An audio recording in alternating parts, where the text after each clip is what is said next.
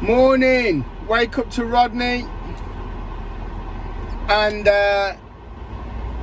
listen, what I want to talk to you about today is about lies. Now, look, we all tell the odd little white lie now and again, yeah, to get us out of trouble or to whatever.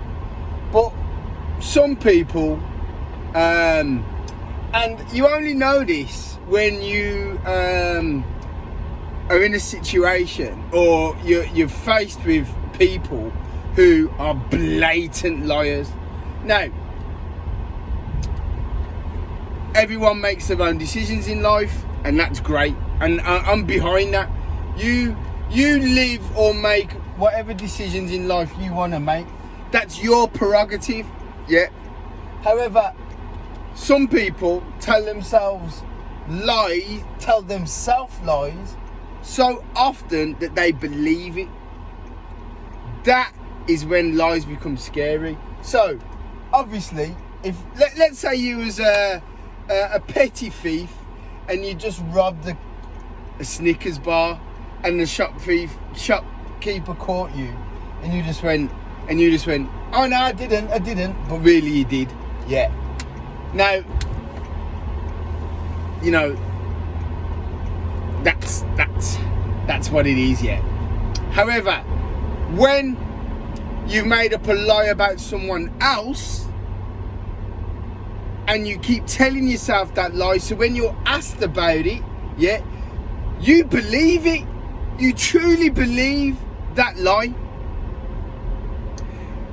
I've seen it with my own eyes. I've heard it with my own ears, and I'm to this day I'm still flabbergasted, because this isn't. You think that this is like some? No, this is a professional person with the ability to lie at that level. Now, let me give something else to you. There's lies, and then there's... So, let's talk about John Turode. So, 8 years ago, John Turode made a racial comment. Whatever it is. Might have said something about, I don't know, India, Pakistan, some black person. Who knows what he said? A Chinese person. Yeah. He might have said something about someone. Immediately apologised. That person accepted the apology. Done. So now, 8 years later, whoever that person was has reported it. Oh, well, this happened, and now John Turode's been sacked. Now, you'd say, well, that's not lying, that's telling the truth. Well, it is telling the truth, but why mothball it for 8 years? What did that person have to gain? What did that person have to gain from, oh, yes, I'm the person who got John Turode sacked, because I am whatever race I am, and I told on him 8 years later. What's the point? Go and have a straightener, have a one-to-one, finish it. What's the point in putting effort into getting someone sacked? It's kind of the same thing.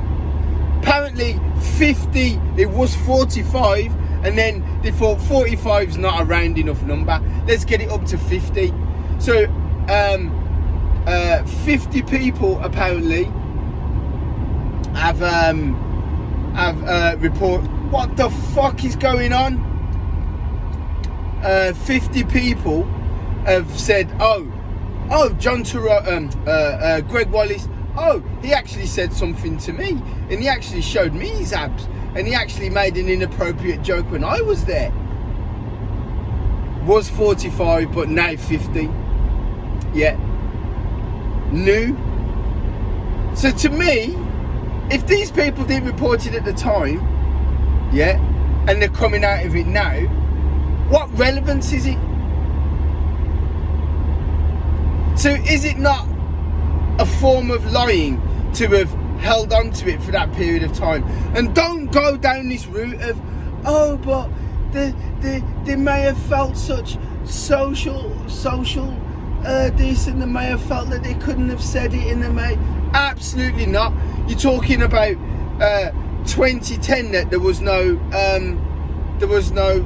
social engineering then. There was no understanding of what was right or wrong then. That it was in the dark ages then, and now we're in the light. Absolutely not. Absolutely not.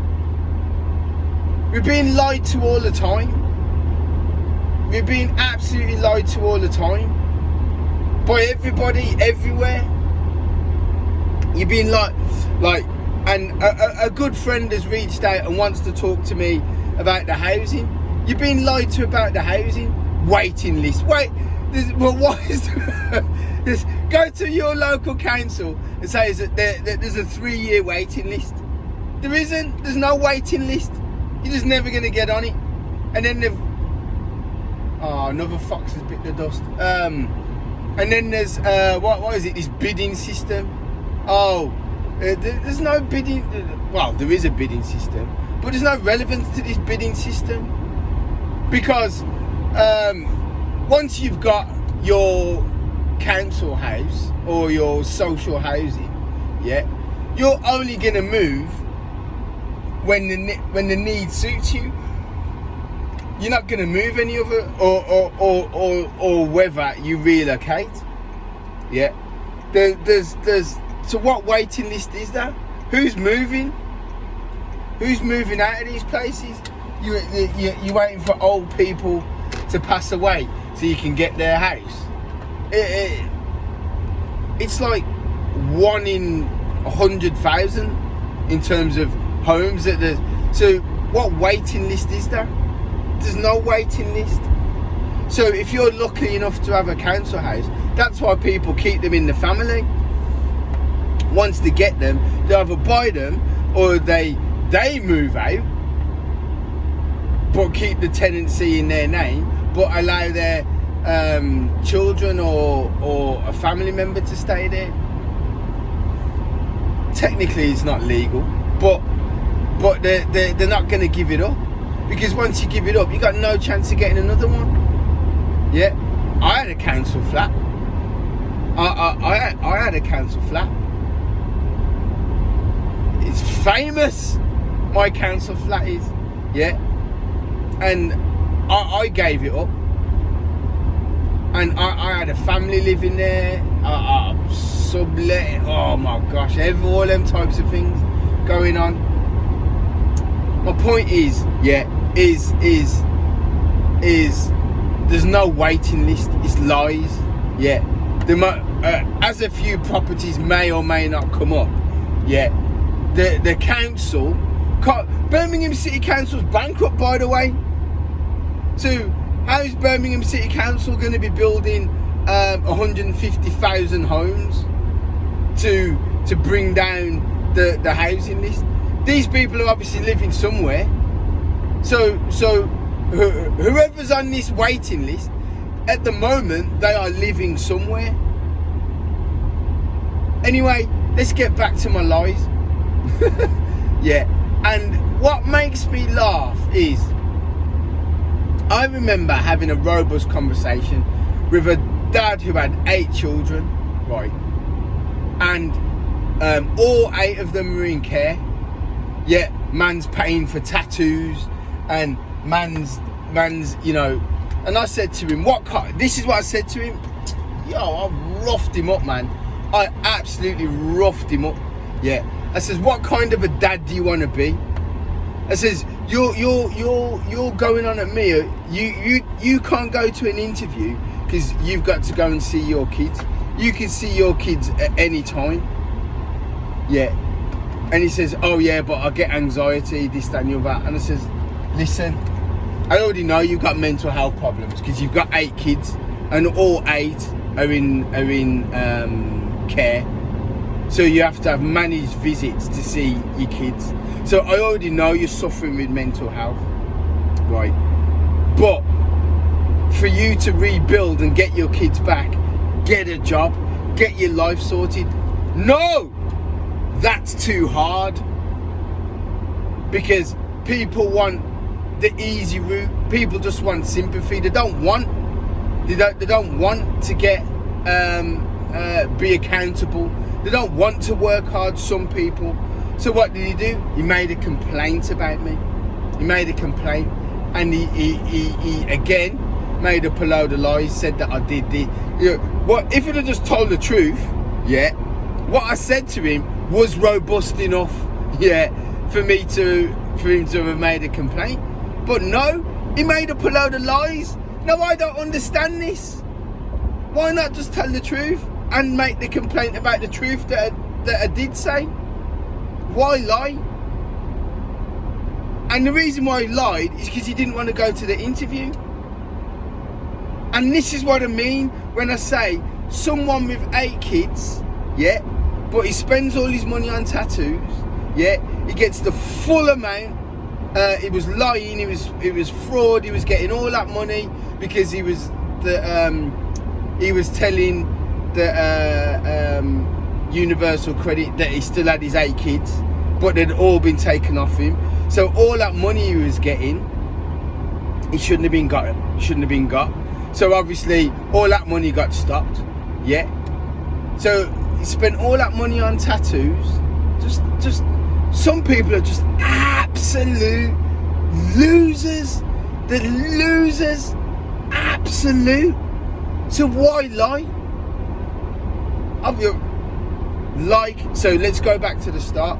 Like when the kid got caught nicking the Snickers, it's exactly the same. You're trying to get away with something, and he'd been stealing from the government for years.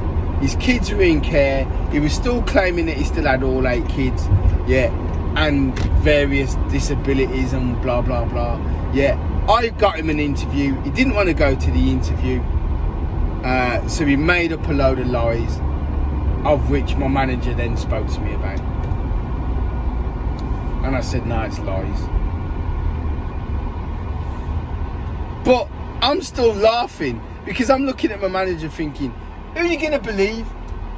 Some absolute waste man with 8 kids stealing thousands and thousands of pounds a month, well over £100,000 stolen from the government, yeah? Or the person who's interviewing him. So why are we here? Why am I even talking to you? We have to investigate all complaints. Turn it in. And this is what I'm saying. The world, this world that we live in is absolute bonkers. Nothing makes sense, because it's like the sword of Damocles is hanging over everybody at all times. Can't make a joke anymore because you're gonna get sacked. Yeah, you can't do your job because you might get sacked. You can't tell someone who's got 8 kids and stealing over £100,000 from the government, yeah, that what he's doing is wrong and he should get a job to rebuild his life so he can get his kids back. No, doesn't want to do that, because what do you want? Sympathy, get people feel sorry for you, and then hopefully in them feeling sorry for you that they'll get your kids back. I don't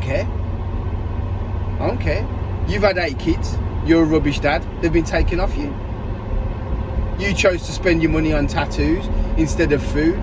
Yeah, save your money on tattoos, buy your kids some pasta, you won't be in the trouble. It's that simple. But no, your choice was